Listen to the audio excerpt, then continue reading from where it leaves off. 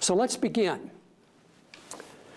Matthew Page was born in Cambridge, Massachusetts, and his parents divorced when he was very young, and so his mother and he lived in a home with 6 families, kind of on a communal level.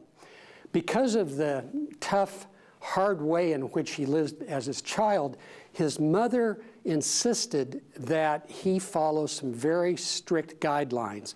So he was watched every moment, and that tended to lower his self-esteem and the feelings that he had about himself. That was further exacerbated by the fact that relative to his peers in junior high and in high school, he was somewhat small. He looked a couple of years younger than his peers. Well, naturally, he felt as a very lonely adolescent that it just wasn't going to be a place where he can belong. He wanted to belong, but he couldn't find a way to belong to his peer group.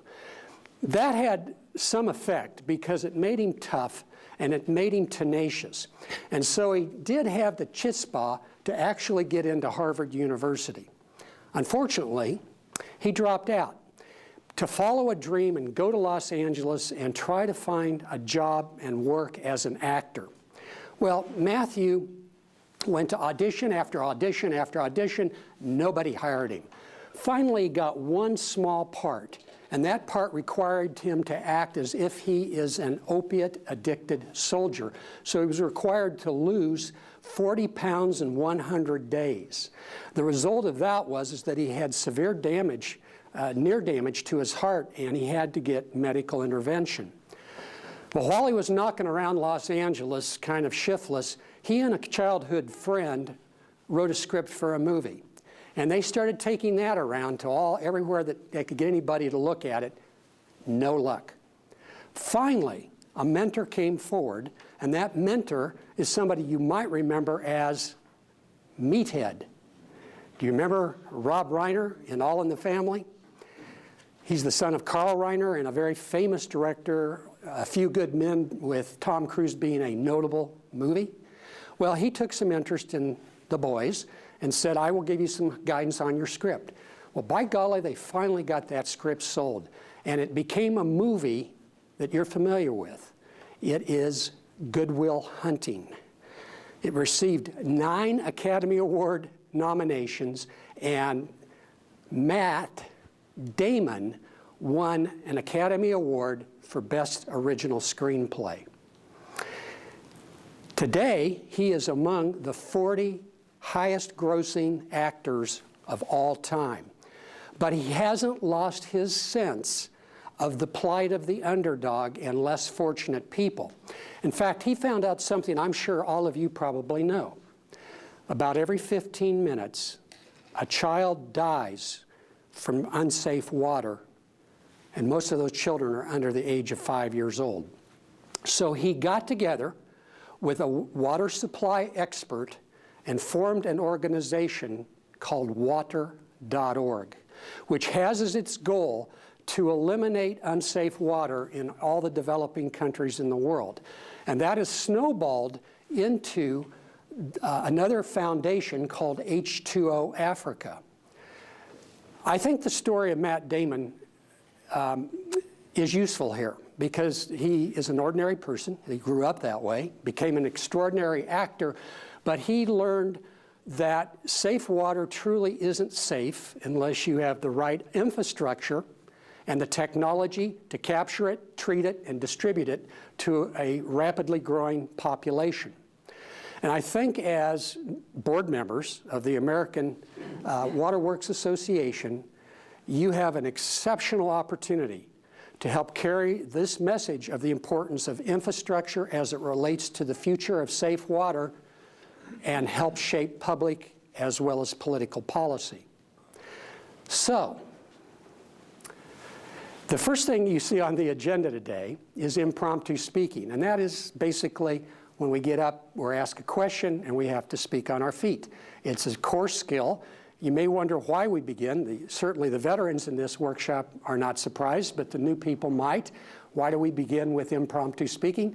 because we just kind of want to get your brain exercised here a little bit. So let me share some of the core aspects of impromptu speaking, and it is something that has a few secrets to it so that you really never truly are caught off guard. There is a tested secret about public speaking and speaking extemporaneously or impromptu, and that begins with a story. And that's exactly how I just began. And as you can see, the stories don't necessarily have to come from your own life. You can invent these stories. You can find them. I found water.org and traced it back to Matt Damon and traced it back to Matt Damon's childhood, and there became a very good story. All of us have rich stories in our lives, and one of the things that I like to challenge everyone to do every year is to start thinking about the stories of their lives that can be powerful metaphors that can be used in their public speaking. What are the lessons learned? Well, Matt Damon learned a significant lesson, that a child under 5 dies every 15 minutes from unsafe water in the developing world. That is a huge lesson that has global impact. And then finally, what are the benefits? And as you notice, I finished what I had to say about Matt Damon by taking it back to you, my audience, because that's where it all begins. We want you to appreciate the value of this story as it pertains to what you do every single day of your careers. So here are some secrets about impromptu speaking. Create a fund of anecdotes. Look into your water stories. I've done this, as I've said, for 10 years, and every year I get up with a little different story. Some of them have been from my own life, like when I got giardia drinking unsafe water here in Colorado when I was out backpacking. There are plenty of stories for all of us to take a look at. Number 2, here's one framework.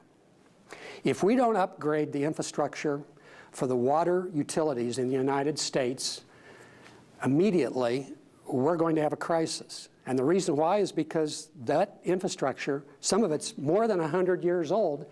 Let me tell you a story from my own utility and the work that I'm doing in my community.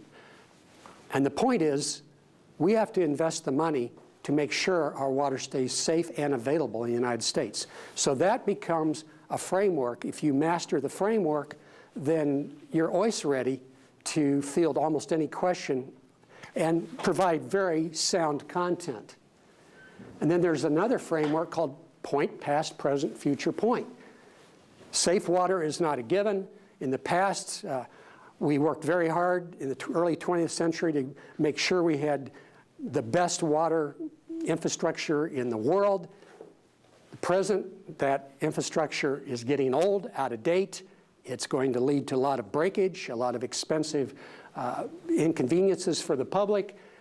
Think about a future where we've upgraded and invested the money and we have the best water infrastructure in the world again and forevermore, but we have to make the investment if we're going to do it well. So you can see that framework occupying or working, and I'm doing this completely spontaneously. I haven't thought this through before I did it. I think the thing that we all have to learn to do is, no matter how we feel in front of an audience, how uncertain we are of ourselves, if you act confident, you will be confident. And I've applied that many times. In fact, that comes from Dale Carnegie.